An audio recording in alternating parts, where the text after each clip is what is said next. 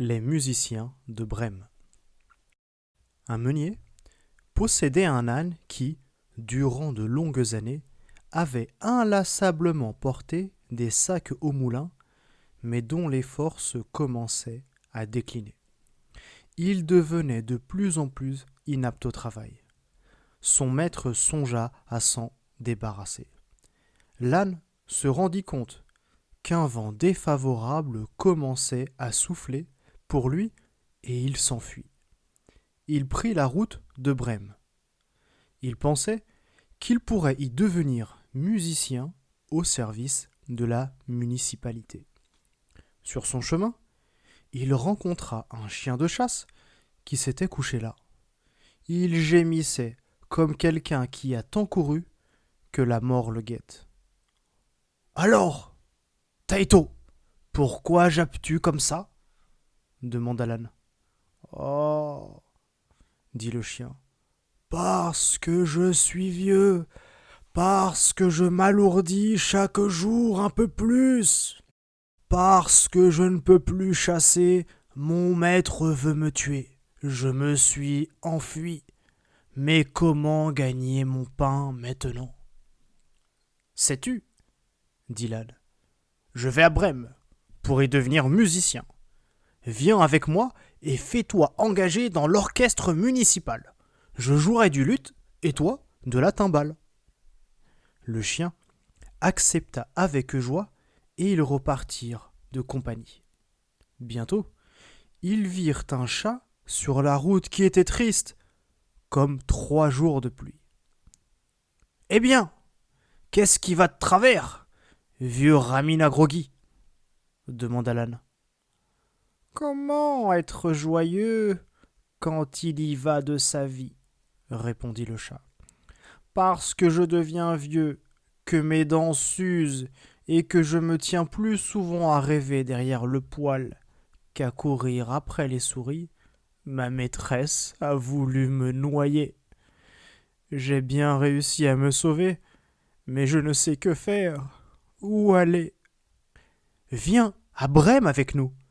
Tu connais la musique, tu deviendras musicien. » Le chat accepta et les accompagna.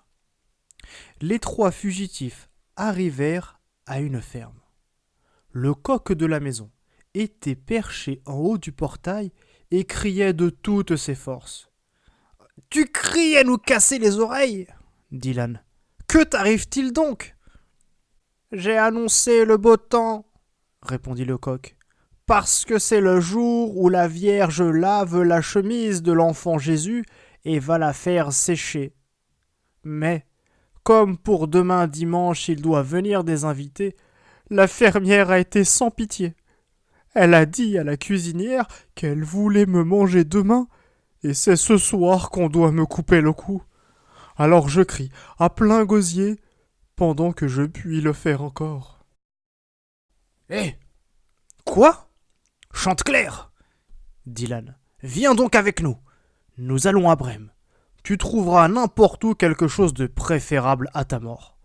Tu as une bonne voix, et si nous faisons de la musique ensemble, ce sera magnifique. » Le coq accepta ce conseil, et tous 4 se remirent en chemin. Mais il ne leur était pas possible d'atteindre la ville de Brême en une seule journée. Le soir, ils arrivèrent près d'une forêt où ils se décidèrent à passer la nuit. L'âne et le chien se couchèrent au pied d'un gros arbre. Le chat et le coq s'installèrent dans les branches. Le coq monta jusqu'à la cime. Il pensait s'y trouver en sécurité. Avant de s'endormir, il jeta un coup d'œil aux 4 coins de l'horizon. Il vit briller une petite lumière dans le lointain. Il appela ses compagnons et leur dit qu'il devait se trouver quelque chose par là.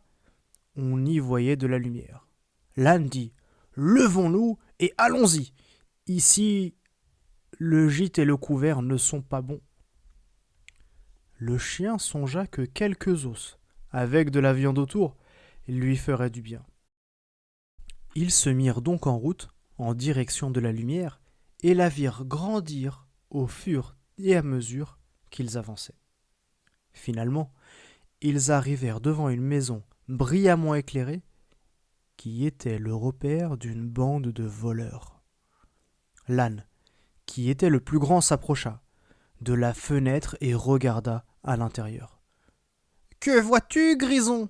demanda le coq. « Ce que je vois, » répondit l'âne, « une table servie avec mets et boissons de bonne allure.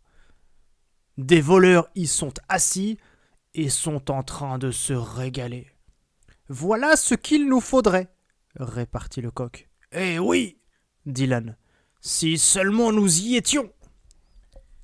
Les 4 compagnons délibérèrent pour savoir comment ils s'y prendraient pour chasser les voleurs. Finalement, ils découvrirent le moyen.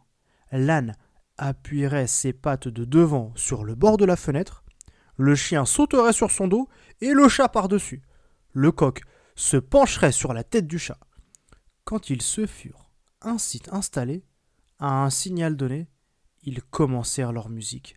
L'âne braillait, le chien aboyait, le chat miaulait, le coq chantait. Sur quoi, ils bondirent par la fenêtre en faisant trembler les vitres. À ce concert inhabituel, les voleurs avaient sursauté. Ils crurent qu'un fantôme entrait dans la pièce et, pris de panique, ils s'enfuirent dans la forêt. Nos 4 compagnons se mirent à table, se servirent de ce qui restait et mangèrent comme s'ils allaient connaître un mois de famine. Quand les 4 musiciens eurent terminé, ils éteignirent la lumière et chacun se choisit un endroit à sa convenance et du meilleur confort pour dormir.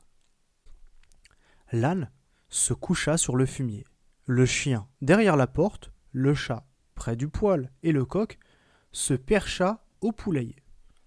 Et comme ils étaient fatigués de leur long trajet, ils s'endormirent aussitôt. Quand minuit fut passé, les voleurs virent de loin que la lumière avait été éteinte dans la maison et que tout y paraissait tranquille. Leur capitaine dit : « Nous n'aurions pas dû nous laisser mettre à la porte comme ça. » Il ordonna à l'un de ses hommes d'aller inspecter la maison. L'éclaireur vit que tout était silencieux. Il entra à la cuisine pour allumer la lumière. Voyant les yeux du chat brillants comme des braises, il en approcha une allumette et voulut l'enflammer. Le chat ne comprit pas la plaisanterie et, crachant et griffant, lui sauta au visage. L'homme fut saisi de terreur. Il se sauva et voulut sortir par la porte de derrière. Le chien, qui était allongé là, bondit sur lui et lui mordit les jambes.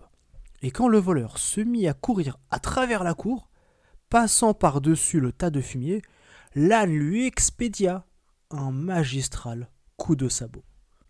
Le coq, que ce vacarme avait réveillé et mis en alerte, cria du haut de son perchoir « Cocorico !» Le voleur s'enfuit aussi vite qu'il le pouvait vers ses camarades et dit au capitaine : « Il y a dans la maison une affreuse sorcière qui a soufflé sur moi et m'a griffé le visage de ses longs doigts. Devant la porte, il y avait un homme avec un couteau. Il m'a blessé aux jambes. Dans la cour, il y a un monstre noir. Il m'a frappé avec une massue de bois. Et sur le toit, il y avait un juge de paix qui criait « Qu'on m'amène le coquin !» J'ai fait ce que j'ai pu pour m'enfuir. À partir de ce moment-là, les voleurs n'osèrent plus retourner à la maison. Quant aux 4 musiciens de Brême, ils s'y plurent tant qu'ils y restèrent. Le dernier qui me l'a raconté en fait encore des gorges chaudes. Fin.